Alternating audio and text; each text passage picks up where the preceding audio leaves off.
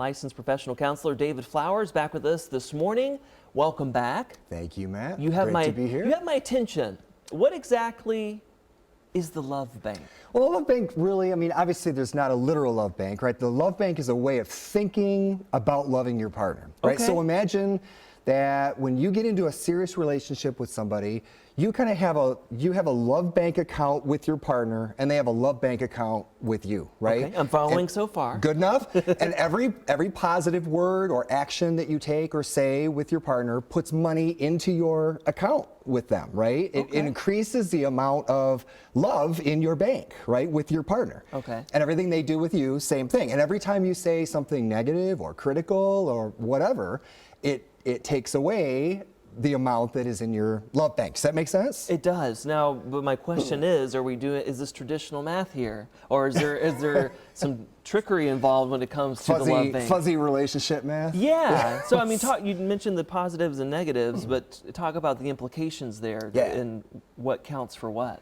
Well, it is a little bit of a strange thing, because one thing that we've come to realize through the research in the last 40 or 50 years or so is that it takes 5 positive interactions with your partner for every 1 negative interaction. So I wouldn't say it's fuzzy. It's pretty clear, really. Well, but that's what I was trying to get to. That it's not traditional math, so to speak. This is when it comes to relationships, there's more intricacies involved there. Yeah. So that's kind of heavy to take in. Yeah. Why is that? Why do negatives outweigh positives? Well, there's kind of evolutionary reasons in a way. In a way, for the purpose of our survival, we have to be geared to tune in more to negative things, which could potentially be threats, right? Interesting. So that makes sense, right?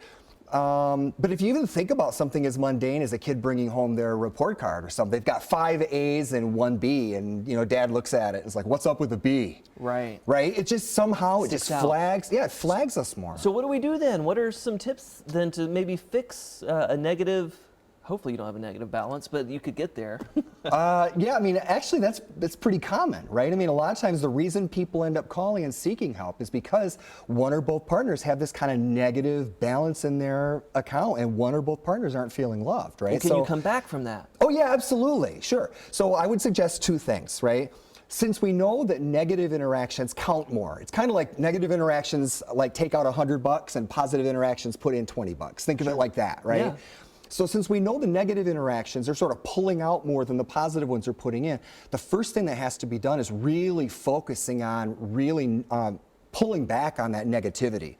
Jokes, the kinds of little digs that we take that our partner doesn't really appreciate, that we just think, oh, it's no big deal, right? And then you say, oh, it's okay, hon, I really appreciate. It's like, well, you got 4 more to go, right? That was 1 positive. Then what's the second tip there? So the second tip, obviously, is if the first one is pulling back on the negative stuff, the second tip is really working on just being more positive, more grateful, more appreciative, more demonstrative of how much you value your partner. Yeah, it sounds simple, but it takes effort. It really does. Relationships are work. Yes, it does. And that word effort is what I call intentionality, right? Just trying to focus down on, hey, this right now is a moment where I can say something positive or appreciative to my partner. Wonderful. Great advice there. There's information on your screen on how you can get in touch with David. There's a number and a website as well, and an interesting way to think about relationships. The Love Bank. The Love Bank.